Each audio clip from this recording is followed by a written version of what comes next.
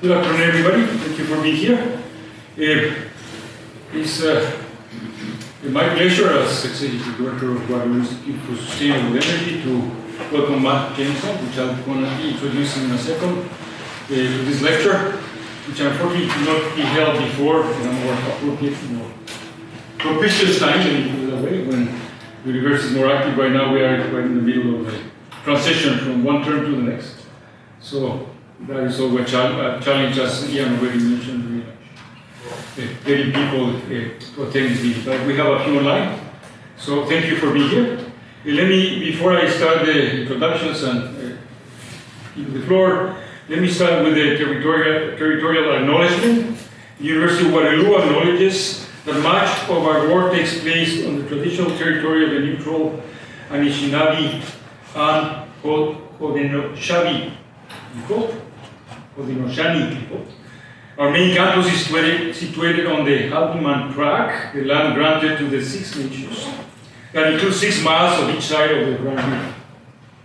Our active work toward reconciliation takes place across our campuses through research, learning, teaching, and community building, and is centralized within the Office of Indigenous Relations. So let me introduce Matt. He's a proud member of the Tuscarora Nation, right? Sorry if I mispronounced it. And resident of 6 nations of the Grand River, Ghana's most populated First Nation.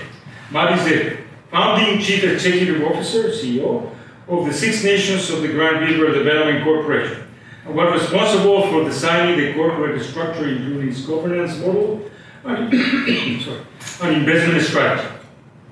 But he holds a post-bachelor's in management, an MBA from Athabasca University, and is a graduate of the ICD Rodman Director's Education Program. Matt shares his indigenous perspective and business experience as an executive in residence at the Rodman Business School and as an executive fellow of the IB Energy Policy and Management Center. In addition to various advisory roles, Matt serves as a board director of the Canada Renewable Energy Association, United College, University, and 3D-ATX Corporation. So the title of the presentation is going to focus on 6 Nations Development Corporation and what they have been doing, particularly in the context of the energy transition. Mark, the floor is yours. Great. Thank you very much. Hello, everybody. Good afternoon.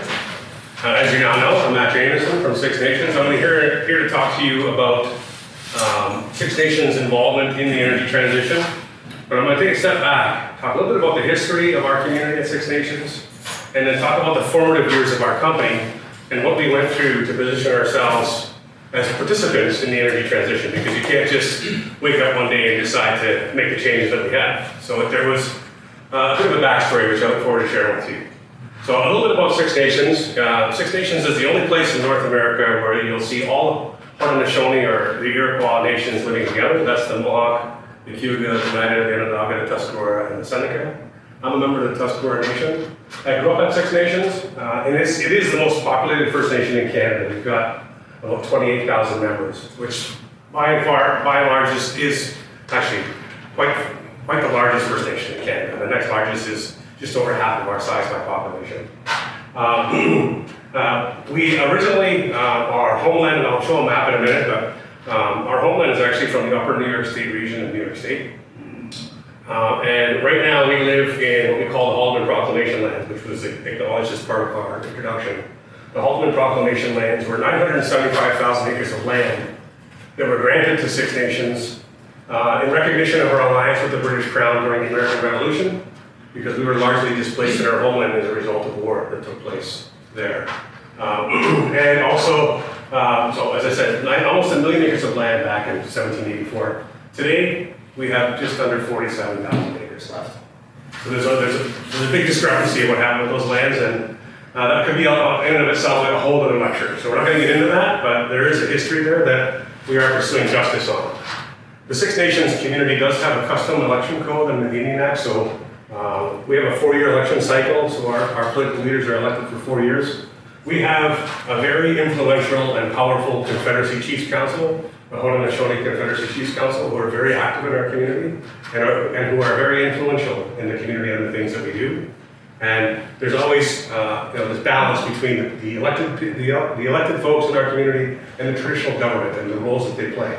Not always a great role, and there are challenges. And I think that those challenges at times can add value to the outcome and keep us focused and balanced on who we are as we navigate the future.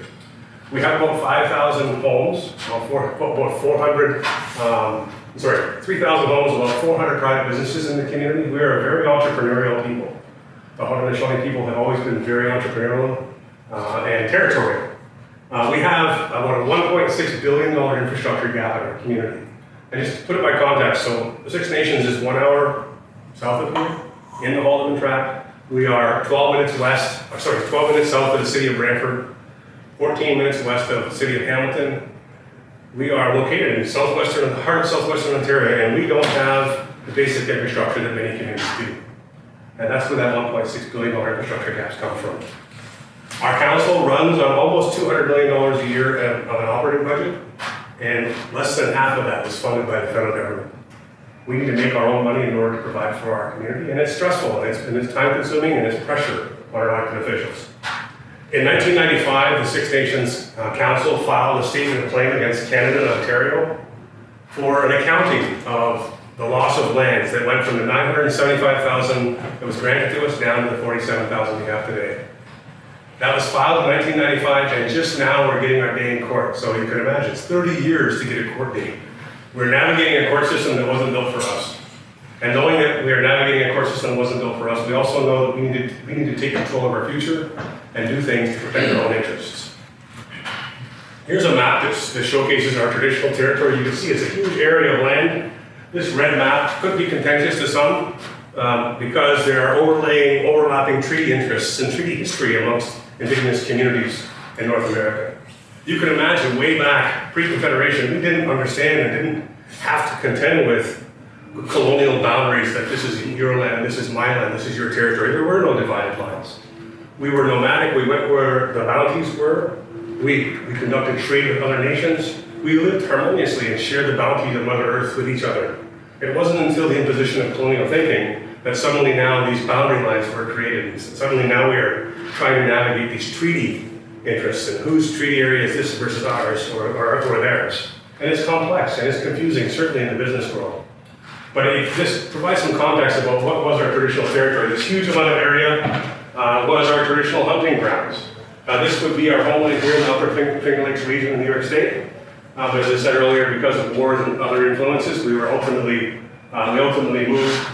Most of the Haudenosaunee people moved into where we are now in Canada. Some of them are dispersed along over above Lake Ontario and up all the way up to Montreal in the Kahnawake community, Mohawk community there. So you see this big area, this little swath here. This is the Haldeman Proclamation lands. This is where we are today. This is where Waterloo University is based in. And that little blue square right here, this is what's left of the Six Nations interest in land.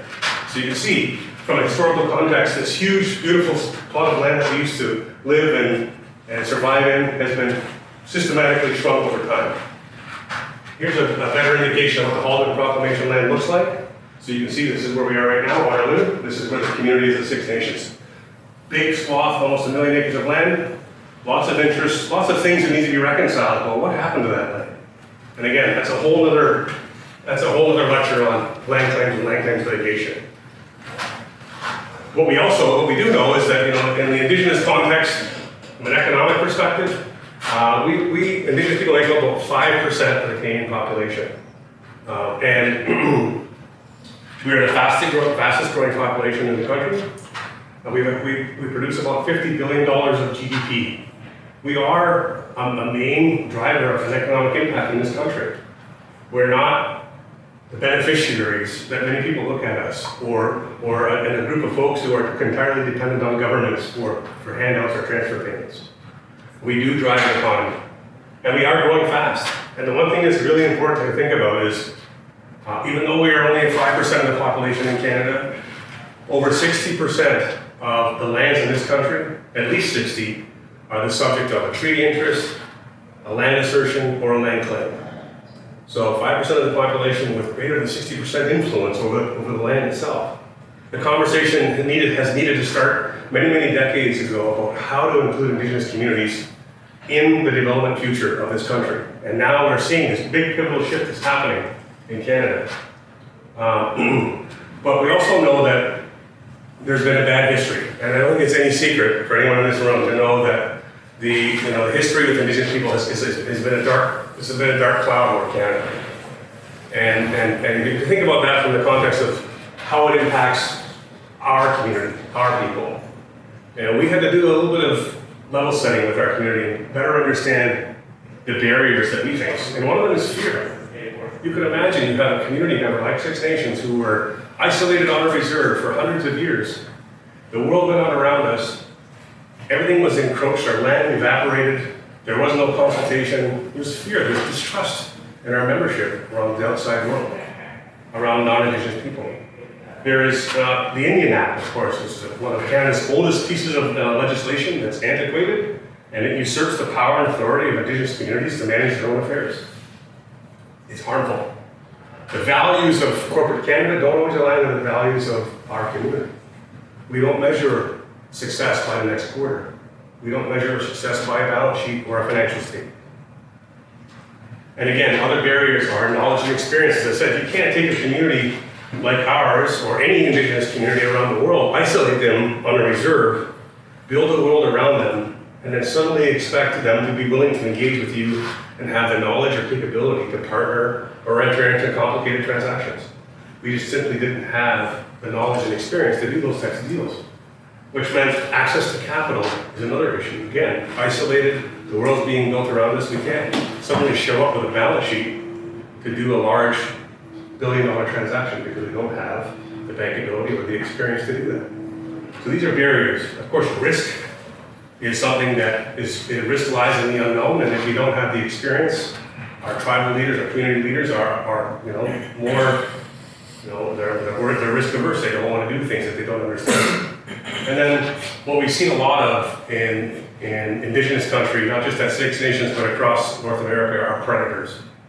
You have predators out there who come to communities because they know that we don't have that experience, or they know that we have these strong aspirations to do something. And they position themselves between the community and the opportunity, and they extract a lot of value for themselves. And they leave the community, in some cases, in a much worse state than when they started, which is shameful, but it happens. But we also know that there are counterparty considerations. And the counterparty considerations are, how do companies who are really interested in working with us come and work with us? What's the considerations that we need to think about? And one of them is, first of all, we know that Canadian Indigenous history in Canada is still not well understood. I see it. I go to corporate meetings, I've met with CEOs from some of the largest publicly traded companies. And when I introduce myself as the CEO of Six Nations Development Corporation and say we're the largest First Nation in Canada, I can see the discomfort on their face. Not because they don't like me, but because they don't know the history. And if that's happening in the C-suite of these organizations, it certainly isn't cascading, this desire for knowledge isn't cascading through the organization. And so we know that counterparties don't understand the history. We know that.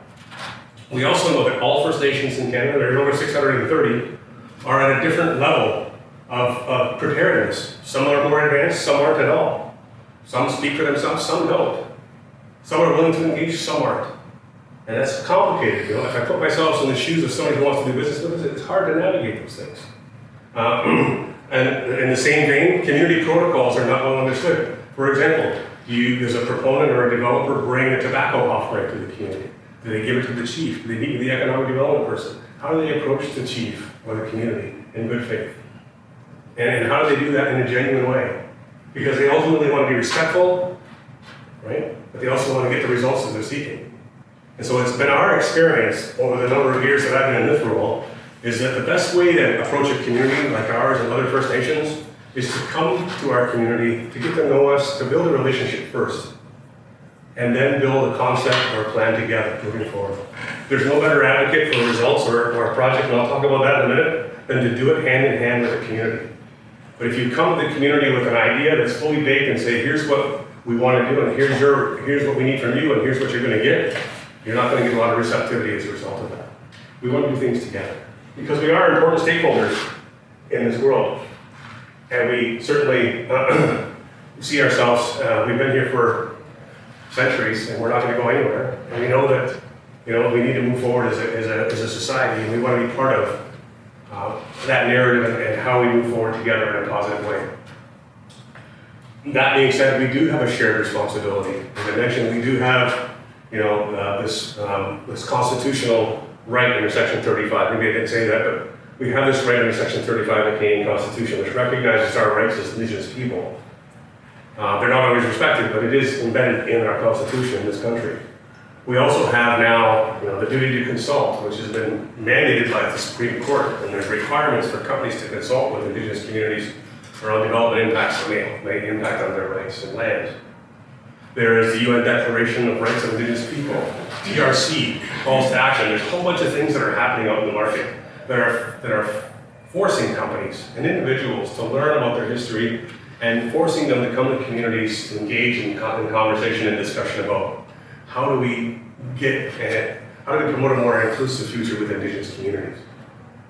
At the same time, we, Indigenous people, Six Nations, in our situation, we have a responsibility, and that responsibility is to get organized, to get prepared with good governance systems, with good management systems, to embrace opportunity at the highest level so that we can transact with corporate Canada. And that's a responsibility that we have. If we fail to do that and the opportunity passes us by, then shame on us, because we have that responsibility for our future generations. So what we've done is we've created what's now the Six Nations Development Corporation. The Six Nations Development Corporation is something that's been in works for a long time. We started back in 2009, which is when I came home to the community. And at that time, we had no assets at play outside the boundaries of our community. We had no portfolio, no investments, no returns. And when I landed in the community, which is my home community, the chief at the time said, Matt, I want you to come and help us with building out an economic development campaign, a profile, an economic development strategy to help us grow our asset base. And I said to him at that time, how long do you want me to be there? Because I'm not really committed out, I'm not really sure what you want from me. He goes, come for at least 6 months, right? That was over 15 years ago, I'm still here. Because we were able to accelerate this, but we did it in a way that brought the community along with us. We started the campaign in 2009, and we didn't launch the company until 2015. That meant we had many conversations in the community, we had community outreach, we had coffee and tea and community meetings. We listened to the community about what the sensitivities were around creating an entity to represent their interests in the economic world. And ultimately we launched what we are today. And so Six Nations Development Corporation effectively manages the economic interests of our community.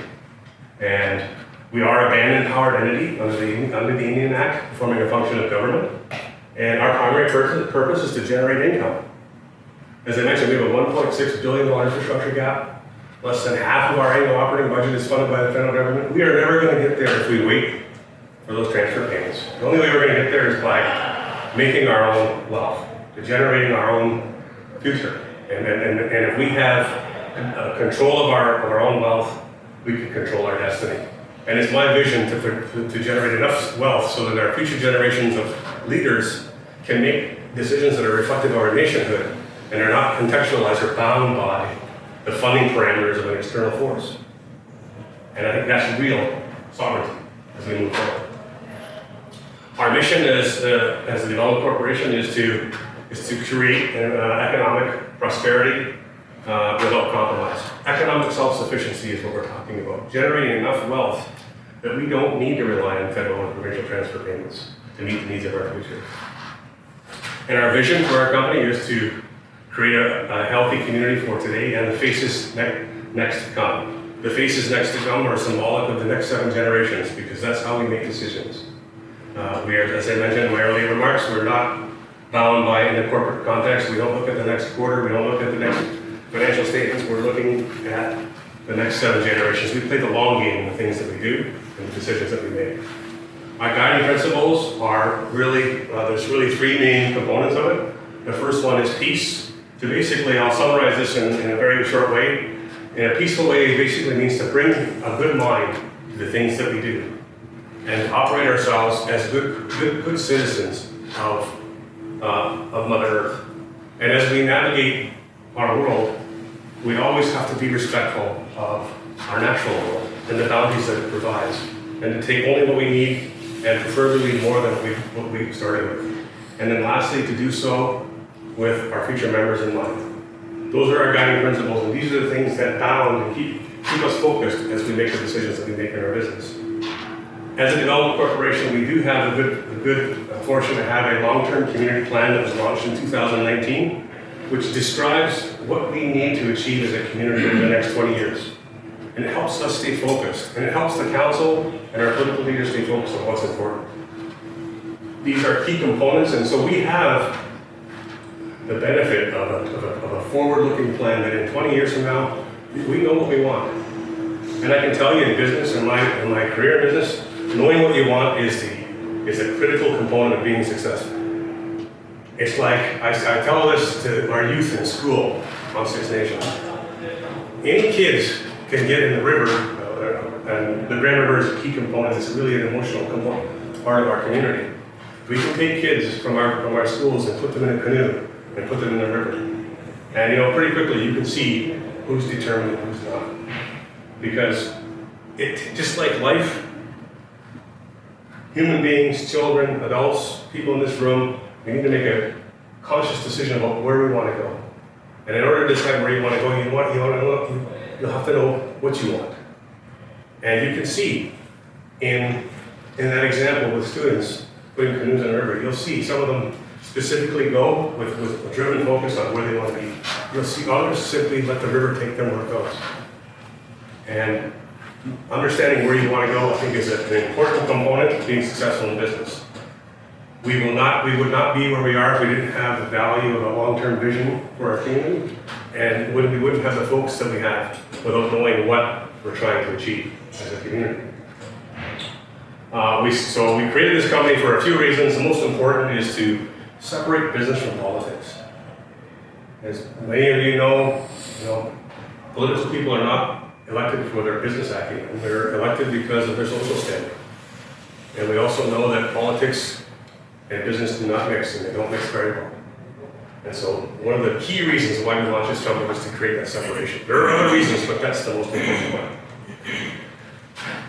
Our governance structure, as I mentioned earlier, part of getting organized and prepared is to have good governance so that we could actually transact at the highest levels. And that means having good governance, good management systems. And so our governance, we are owned 100% by our elected council. We are a for-profit corporation, but we function like a non-for-profit. We have an economic development trust where the proceeds of our operations get reinvested back in the community through a trust, which I don't control. It's controlled by members of our board. So they make those tough decisions about how those monies get reinvested into our community. It's a very sophisticated governance model. It was designed specifically for us, and it was informed by those many years of research we did from 2009 to 2015. The voices of the people created this model. It's a hard model to disrupt when you know that these voices of the people are represented in how it's organized. Our portfolio includes many things. Effectively, what we do at Six Nations Development Corporation is we run what we call nation enterprises, or businesses that exist on Six Nations within the boundaries of that border I showed you. Community businesses, our gaming operation, hospitality, tourism businesses, an industrial park, things like that. We also operate our economic interests, which are businesses outside of the community. And these are large infrastructure projects like wind and solar, and they operate within that sustainability spectrum. One of the reasons why I'm talking to you guys here today. Hard to see this map, but we have a portfolio of economic interests, about 640,000 solar panels that are working for us every day. So if it's sunny today, so I'm a happy guy. I can see that, as the sun gives us that gift, we can generate value for the community. We have over 150 wind turbines that we own, which is great, and over 1,000 megawatts of energy storage capacity that's under contract right now. We couldn't accomplish any of that if we didn't have the fundamental components of our company. Good governance, as I said, and informed by the community well, and being transparent and accountable how we do things, operating with our guiding principles, with the vision and mission that we do have. We're very proud of our portfolio, and we have big aspirations of where we're going to take this. And this slide may be a little bit outdated, but very quickly you can see we built a portfolio of about $120 to $175 million of asset value, and we did that in less than 10 years. And we did that with zero money invested from our shareholder. We were able to negotiate and position ourselves and leverage our reputation to be a main driver of these large infrastructure developments and a benefactor as we went through these exercises. So our portfolio, you can see along the lines of what's important to us is, that whole sustainability spectrum. Greenhouse gas reduction is a key metric that we track. So over 20,000 tons of greenhouse gases were mitigated in the last, 9 months, in 2024. So we're seeing big results from our investments. And as I said, we don't just measure on the bottom line, we measure in these types of KPIs as well, because these things resonate for our community. The energy space, this renewables, even energy storage, those types of investments, they're important because they create that value to our community. And as I'm having these conversations in the community about these projects, we have community members who push back. Not everybody just instantly jumps on board and wants to support these projects. It's a challenge. And part of it is a learning curve. And as we go through these transactions, it's important for us to bring the community along with us so that they understand what we're doing. And these types of KPIs are important. They want to know what's the environmental attributes of the things that we're doing. And if they're not net positive, then we're not doing it. That goes back to our guiding principles and our values of who we are, right? And as we move forward, as we continue to grow our economic interests, there are three, what I call the 3 C's that are important for me. And the most important one is community. Our social license to operate is everything. If I fail or I make a poor decision, I no longer have the social license to conduct business on behalf of the community. And I lose my credibility, I lose my ability to attract business opportunity. And so the community is the big C. The second C is capacity. The capacity in people, the talent, the resources to actually advance these projects. We need capacity, we need bright young minds. And ideally we have them from our community. It's hard for us to keep that talent. We were talking about this at lunch. Hard for me to keep that talent. Send them to great schools like Waterloo. They get education, and sometimes it's hard for us to get them to come back to the community. To entice them with the opportunity for learning and participation. So that capacity is a big challenge for us. And the last one is capital. As I mentioned earlier, the world's built around us. We don't have the balance sheet of a large corporate company in Canada. We don't have a balance sheet of a public company. And so those 3 C's impact on our aspirations, but nonetheless, the big one is the community. And we think if we continue to engage the community and bring them forward with us, we'll have that support, that social license that will empower us to accomplish anything. I sort of talked about this already. Our most recent investment endeavors have been in energy storage. We've got almost 1,100 megawatts of energy storage. These are lithium battery storage projects. We are the largest private investor in energy storage in Canada. We just happen to be an Indigenous community. And we were able to be successful here because we are organized and prepared and know what we want. We knew the environmental attributes of this. We knew how this would affect the electrical grid in Ontario, and it was the right thing to do. We positioned ourselves at the front of the curve, and we're successful in securing these contracts, and they will reap benefits for us in the future. We're also an investor in energy transmission lines. We have an economic interest in a Niagara reinforcement line, which is something that we actually were involved in constructing. Something I want to talk real quick about is the Oneida Energy Storage Project. You're going to start hearing about this more and more in the media. There's some announcements coming. I can't really share all of the information about those announcements, but I will describe for you what this project is. This is the largest energy storage project in Canada. It is something that I always say is a classic MBA case study for what's possible with Indigenous inclusion. Because the concept behind the Oneida Energy Storage Project was born in our boardroom And if you think back 15 years ago, when I came home to work, and I knew we wanted to get in the energy space, I was on the outside of boardrooms in Canada, in Toronto, these big companies knocking at the door, trying to get a seat, trying to get invited into the room to have a conversation. And trying to sit down at those boardrooms and just talk about how we can get involved. Because renewables at that time was something we knew would align with our values. I wanted a seat at the table. I was on the outside knocking, begging to get involved. That was 15 years ago. This project was our boardroom, and it's quite symbolic because we had corporations from Bay Street in Toronto and North American companies coming to our boardroom, knocking on our door, wanting to sit at our table. And we were able to do that in 15 years. And part of it is being authentic and true and knowing what you want, but also understanding the market. We had invested in wind and solar over those years, over those decades before. We understood the market. We understood the value of storage.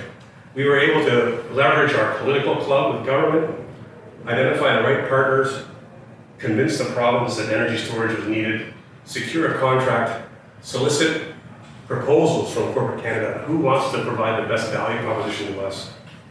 So we played a development role, we played a contracting role, our construction company built the project, and we own a large portion of that project.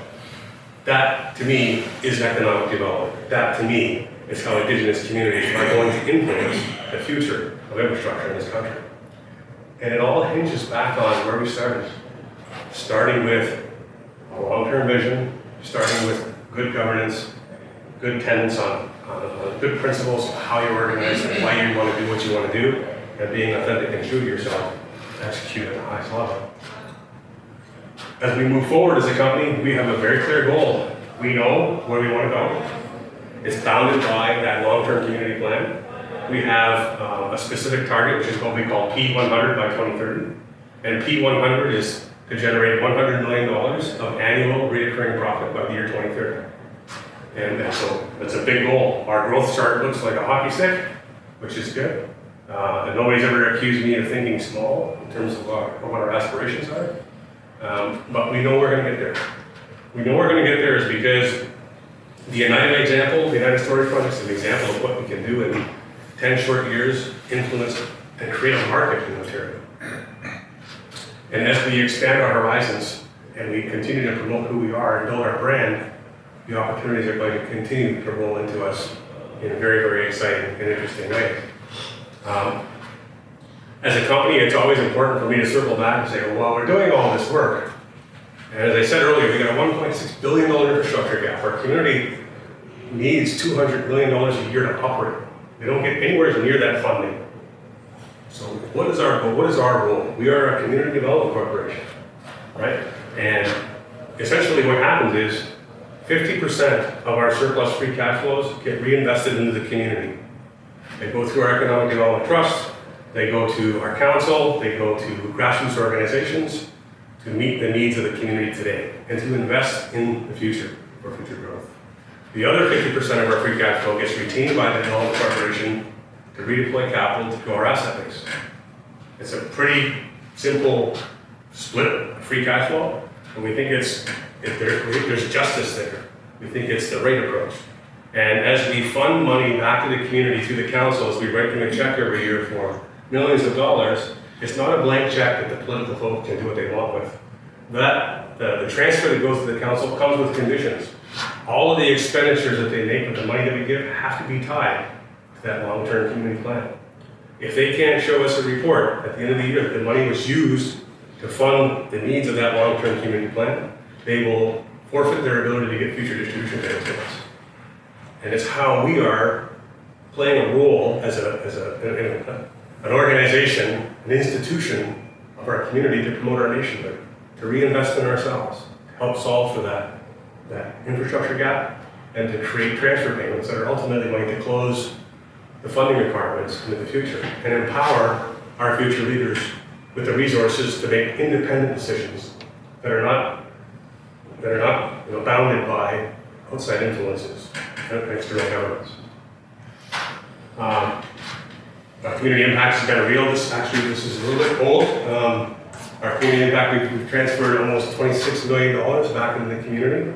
And you can see we've invested in infrastructure and emergency services. We bought fire trucks. We bought equipment for our police department. We put language programs together for our elders and our youth. We put housing and the list goes on and on how we're touching the community. And at the last count, since we launched our company, we have generated over $260 million of direct economic impact for our community. That's through job creation, transfer payments, and other ancillary benefits that flow back to our community. And we've not taken the approach that we did, we wouldn't have that. If we were waiting on the sidelines for these transfer payments, we would still be waiting, right? So the Six Nations Development Corporation, I think, is an example of what can be achieved with the right discipline and focus on execution, bringing together the right support mechanisms and buy-in from the political cycle, from the community, to create that value for the future. And we know as we move forward, we often look at, so what's our value proposition in the market? Yes, we're Indigenous. Yes, we're the largest. Yes, we're focused. But our value proposition now, as we move into competitive environments where we're competing for business, is our reputation. Our reputation, I think, speaks for itself because everybody knows Six Nations and everybody respects Six Nations. And they don't respect us for the wrong reasons. They respect us because we actually have gotten things done. We have been the first mover in many areas. I would say that we, without a doubt, we are the largest Indigenous investor in energy storage and energy, in the energy economy in Canada. And I would think possibly in North America. We're proud of that. But we're not stopping because of that. That's just the starting point for us. We have a number of value adds in how we do things. I'm not going to spend a bunch of time on this, but needless to say, it's not just about a reputation. We do bring a lot of value to partnerships. And as part of our growth strategy of that P100 goal, we know that we need to build about an $800 million portfolio. Right now we're at about 150 to 175 million. We're going to grow that to about 800 million by the year 2030. And that's going to happen through real estate, more large infrastructure projects, joint ventures and partnerships. And we've got a long list of companies who want to do business with us, which is a good thing. And we're confident we're going to get there. I'm going to stop here. I'm just going to say that we've been very fortunate. As I said, I think if you bring all that together, we've been nationally recognized across the country as one of Canada's best managed companies. Not because we're Indigenous, because we're one of Canada's best managed companies. And we have been recognized by the Canadian Council for Indigenous Business as the Development Corporation of the Year because we are an Indigenous Development Corporation, and because we do well. And we're proud of that. And I'm so fortunate to have a strong team from my community and my management group, my employees, and my board of directors to provide the leadership and the support that we need to actually be successful. I couldn't do this without my staff and team. And I'm very lucky to be the guy who grew up on Six Nations, started out as a very young man in the community, kind of struggling like anyone does, trying to figure out what I want to do. I went off and worked in a whole different field for a whole almost semi-career. And I had the good fortune to come home and play a role that I play. And many will ask me, like, how is this role, how do you reflect on your role? For me, it's my redemption. I went out in the world and I operated different businesses, but the value that I chased in those businesses was an illusion. The value that I create and chase today is real because I can see it. And it's so rewarding for me. And I really appreciate you all having taken the time to listen to me share my story. I think we'll take some questions. Sure. Yeah.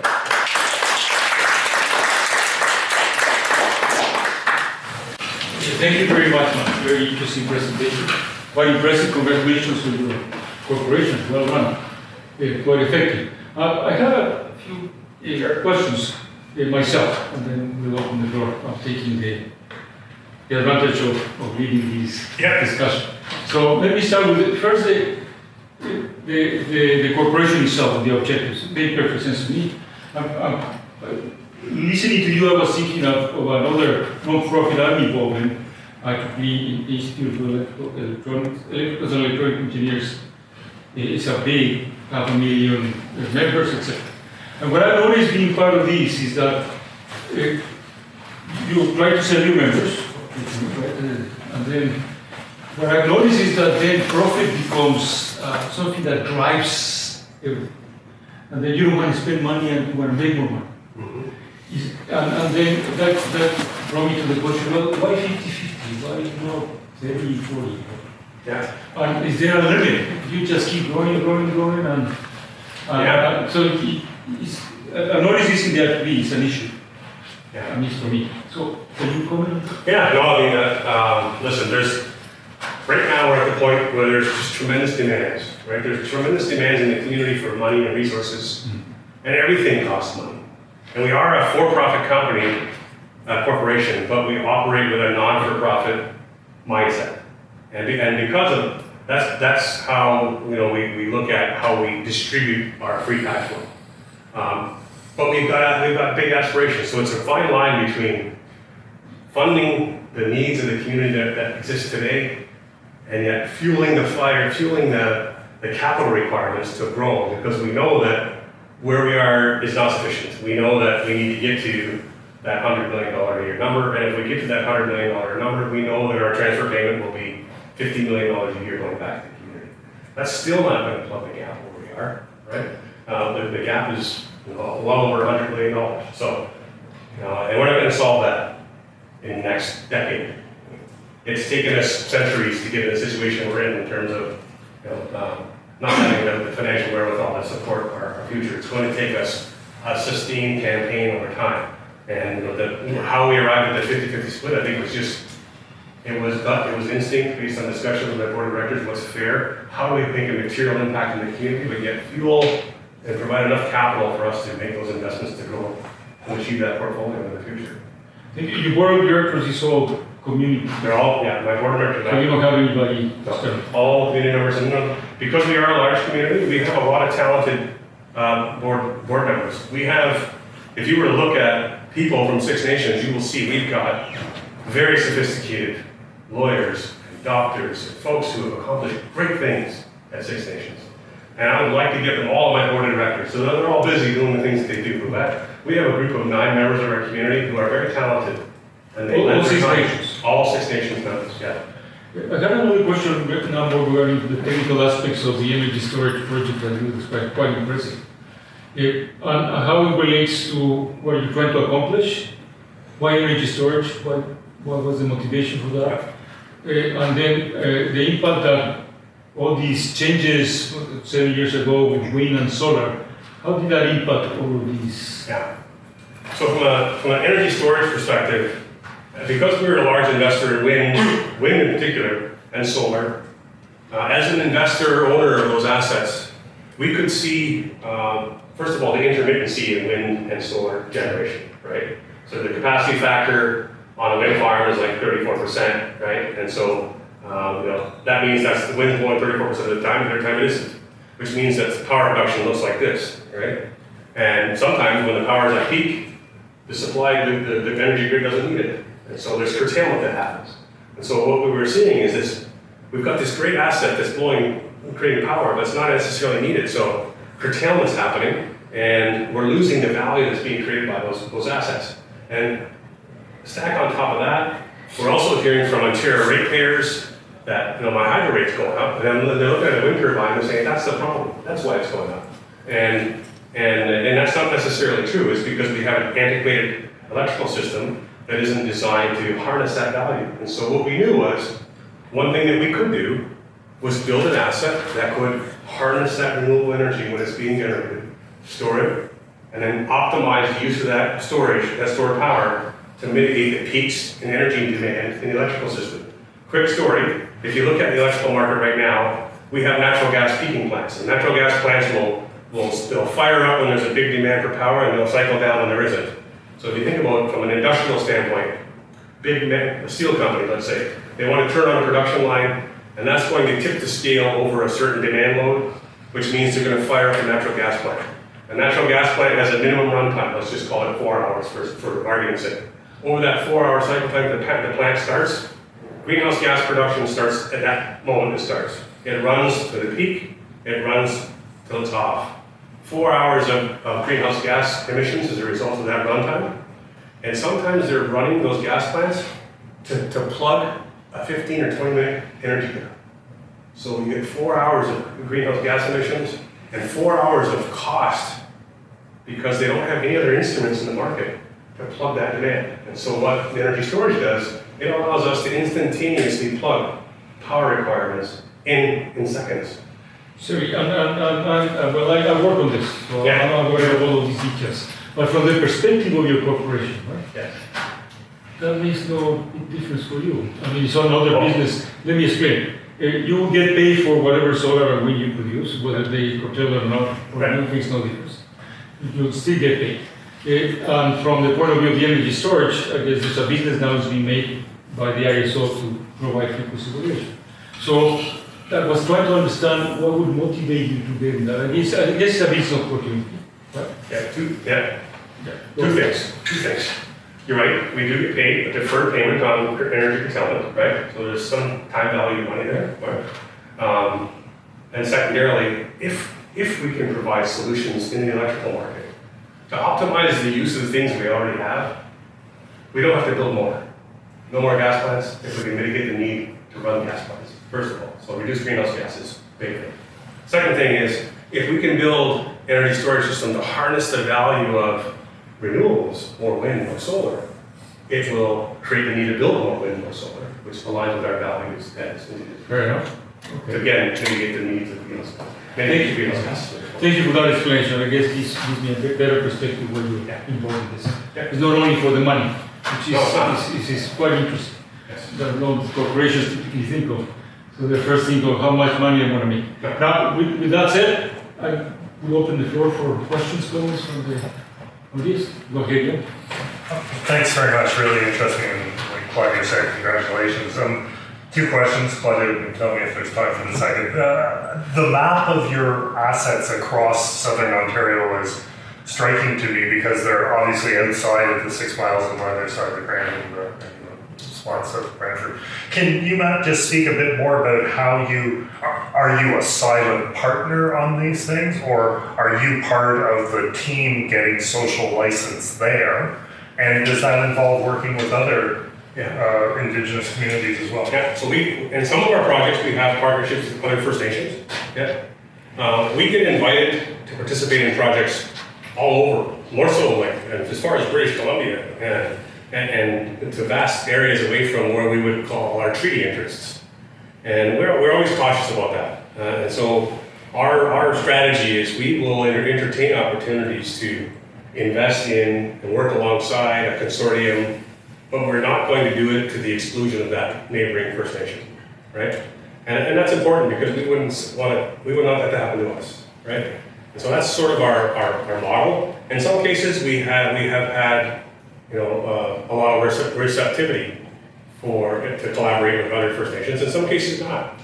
And we just sort of have to take that as it goes, as those opportunities come and go in the market. Yeah. Can I ask the other Yeah, question?